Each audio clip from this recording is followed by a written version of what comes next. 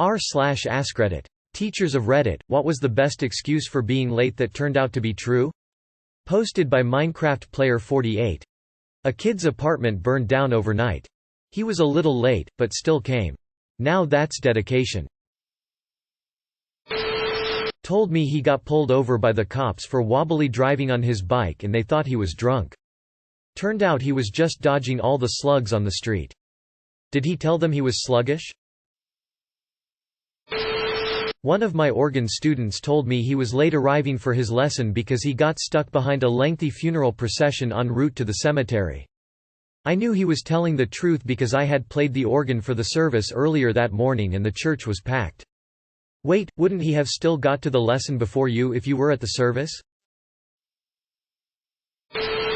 This happened to me as a pupil. A very quiet, unassuming kid in our class came into German with about 5 minutes of the class left. We went to a Catholic school and the teachers were all quite strict and intimidating. Classes were usually silent, especially in junior school. When this boy came into class at the end of the lesson that day, the door flew inwards with such force that the teacher gave an audible gasp. It had been raining heavily outside, his hair was plastered to his forehead. His blazer was dripping and sodden. He had mud caked into his trousers up to his knees, and he was breathing heavily. The teacher exclaimed, "Brendan! What happened?" We all stared up at him in shocked silence. This quiet, unassuming little boy let out a big sigh and just said, "I took a shortcut," and went straight to his seat. That line became iconic in our school for years afterwards. In my hometown, if you walked into anywhere late and said the phrase, "Sorry, grain train," you were never challenged. It was extremely common for 50-plus carriage trains to run through the middle of town. Not me, but in my class. This was in college. Student turned in work late after not showing up for 2 classes. 2 classes amounted to a full week, so it was noticeable. Professor looked at him and said, "I hope somebody died for you to be this late." Does my dad count? Honestly, I've always heard you can hear a pin drop and never really thought anything of it, but yeah, you could hear a f***ing pin cut through the air after that. Your professor must have felt terrible after that. Holy sh**. A kid missed my first period class one morning, but was in school later that day. When I asked him why he hadn't arrived in time for my course, he said his cow was birthing its calf that morning, so he'd picked being in the barn over English. Made sense to me. His essays weren't going to win any ribbons at the county fair, but his calf could. We had an exam in my class and the teacher got a message from a student saying that he was going to be late because his car had a flat tire. The student was known to party. The teacher didn't think it could be true, so as a joke the teacher asked him to bring the tire back. He brought the flat tire back in the middle of the exam. Needless to say, the professor didn't expect that. That student had been partying. Drives to school, takes off tire, punctures it, and Bob's your Auntie Mary. UK, a student couldn't submit an assignment on time as the Wi-Fi was down on the megabus. When I was in college, my psych professor told us that the only excuse for being late was a funeral procession. Any other reason, you wouldn't be allowed to come in. A few weeks into the semester, I was headed from one building to another, which involved crossing the main road. Lo and behold, there was one very long funeral procession going by. I got a short video of it as proof, then stood on the sidewalk to let it go by. Unfortunately, the procession made me 5 minutes late to class. I knocked on the door, and the professor came over to start to tell me off. I showed her the video. "Well, I'll be damned, come on in." I apologize that I'm writing this on mobile, so there might be errors. I'm an English professor, and one year a pretty good student showed up without one of his 2 major term papers. He explained that his safe had been stolen by a contractor who was working on their house. His laptop was in the safe, and that's where his paper was. I genuinely believe him because he'd been a really good student.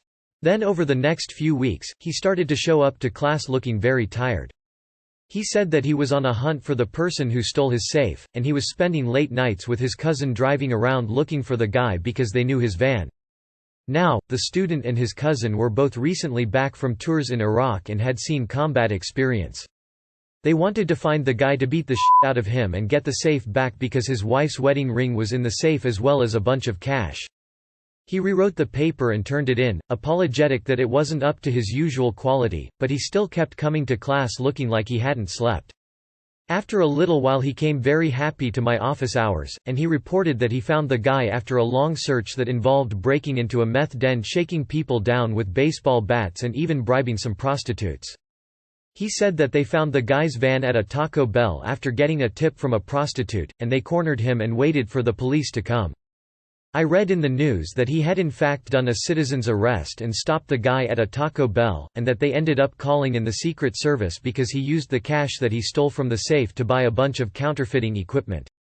Secret Service apparently investigates counterfeiting, so the whole investigation happened because this guy who I dubbed the White Shaft tracked the scumbag down through the bad side of town late at night to get a wedding ring, some cash, and his research paper back.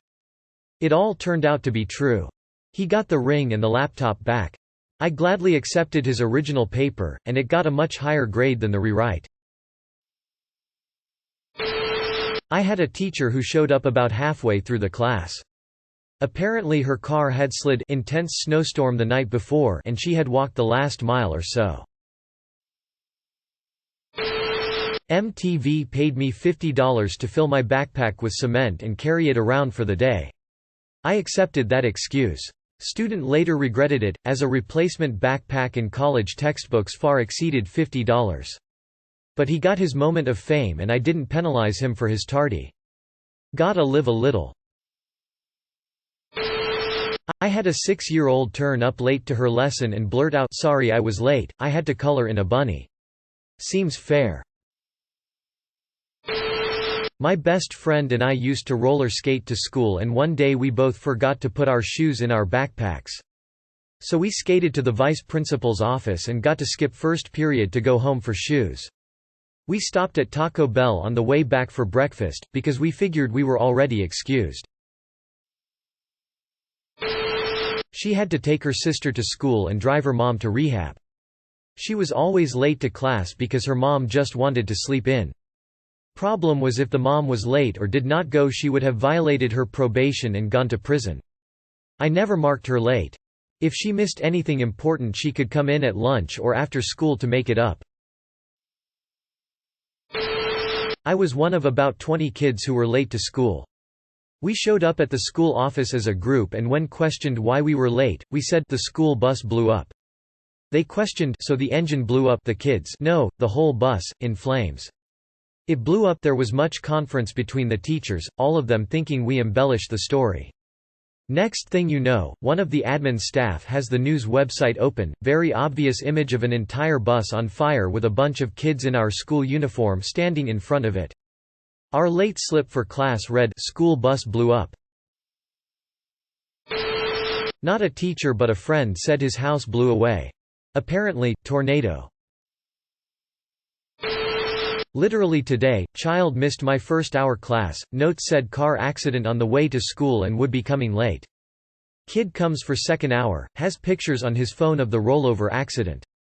WTF, kid, go home. Rest. Take care of yourself. My car got hit by lightning.